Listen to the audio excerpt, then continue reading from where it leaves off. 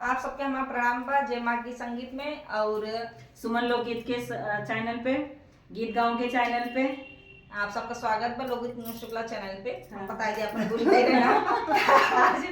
आज भैया बहुत सुंदर से धमाकेदार गाड़ी लेके आ गए। पूरा सुना जा, बहुत अच्छी गाड़ी गीत पर लाइन एक एक के लगभग पूरा सुना जा लास्ट तक। लास्ट लाइन बहुत ज्यादा मजेदार बा, मतलब हंस हंस के लोट पोट हो जाबा, एकदम सुना जा पूरा। कमेंट करके बताया कैसा लगा। नए पत्तल में छोड़ो ना खाना, जमाना महंगाई का। नए पत्तल में छोड़ो ना खाना, जमाना महंगाई का। नए पत्तल में छोड़ो ना खाना, जमाना महंगाई का। एक काऊ चावल जब छोड़बा समधि समय, एक काऊ चावल जब छोड़बा समधि रमा, तोरे बहिनी के लागे जुरबाना, जमाना महंगाई का। तोरे बहिनी के लागे जुरबाना, जमाना महंगाई के। नए पत्तल में छोड़ो ना खाना, जमाना महंगाई का। नए पत्तल में छोड़ो ना खाना, जमाना महंगाई का।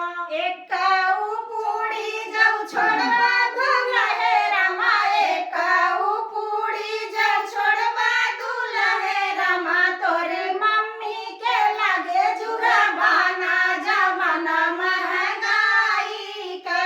तोरे मम्मी के लागे जुरबाना, जमाना महंगाई के। नए पत्तल में छोड़ो ना खाना, जमाना महंगाई का।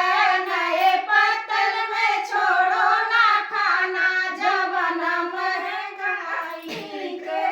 एक काऊ चावल जब छोड़बा कुल बाराती साले, एक काऊ चावल जब छोड़बा कुल बाराती साले, तोरे बुआ के लागे जुरबाना, जमाना महंगाई का। तोरे बुआ के लागे जुरबाना, जमाना महंगाई का। नए पत्तल में छोड़ो ना खाना, जमाना महंगाई का। नए पत्तल में छोड़ो ना खाना, जमाना महंगाई का। एक काऊ पूड़ी जब छोड़बा जेठ रमा, एक काऊ पूड़ी जब छोड़बा जेठ साले, तोरे मम्मी के लागे जुरबाना, जमाना महंगाई के। तोरे मम्मी के लागे जुरबाना, जमाना महंगाई के।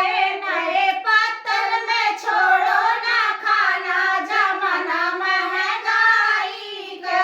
नए पत्तल में छोड़ो ना खाना, जमाना महंगाई का। ई नाटक लास्ट तक सुना, बहुत अच्छी